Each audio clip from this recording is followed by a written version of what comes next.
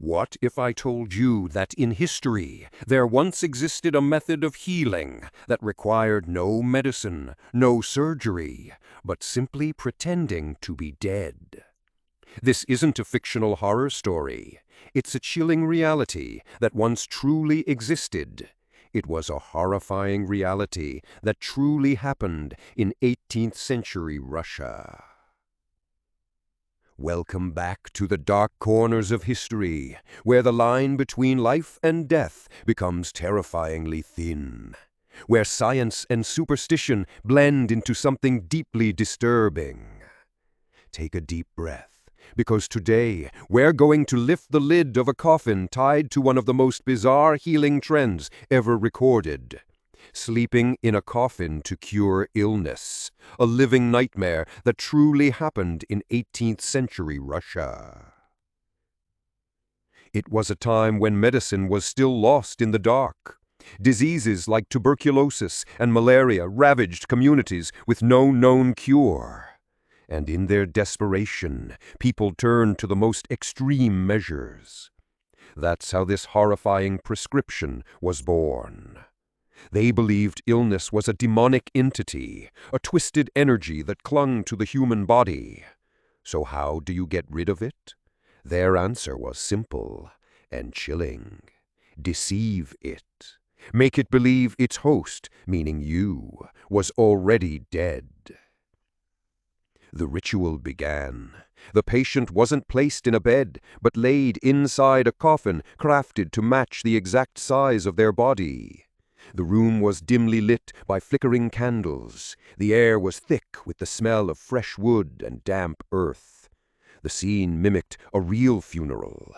Family members stood around not to encourage, but to mourn. Some wept, others whispered prayers for the supposedly departed. The patient had to remain completely still, holding their breath, slowing their heartbeat. Their body had to grow cold, to fully embody the role of a corpse. Imagine that feeling. You're still alive, you're still breathing, but trapped inside the suffocating, cramped space of a sealed coffin. Darkness consumes everything. Silence is absolute.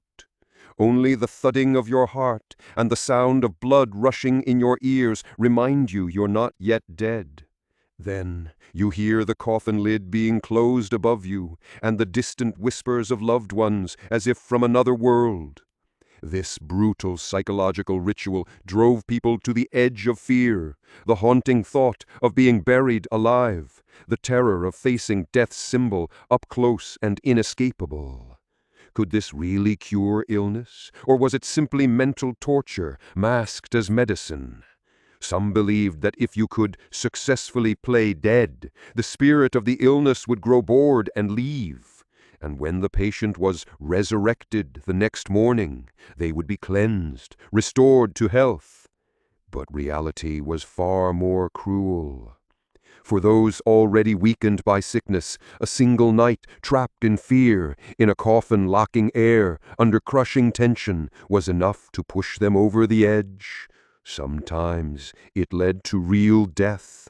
They climbed into the coffin, hoping to escape death, only to meet it face to face inside. This morbid trend isn't just a strange chapter in the history of medicine. It's a reflection of humanity's most primal fear, the fear of death itself, and of our helpless desperation to control something that was never meant to be controlled. What are we willing to do? What are we willing to believe when standing at the edge between life and death? History has already given us the answer, a cold, hollow answer, lying deep within a coffin. And it leaves us with one final question to ponder. What's more terrifying, the illness devouring your body, or the cure you're forced to endure to fight it? Today's story ends here. Please subscribe to continue to learn about the dark secrets in human history.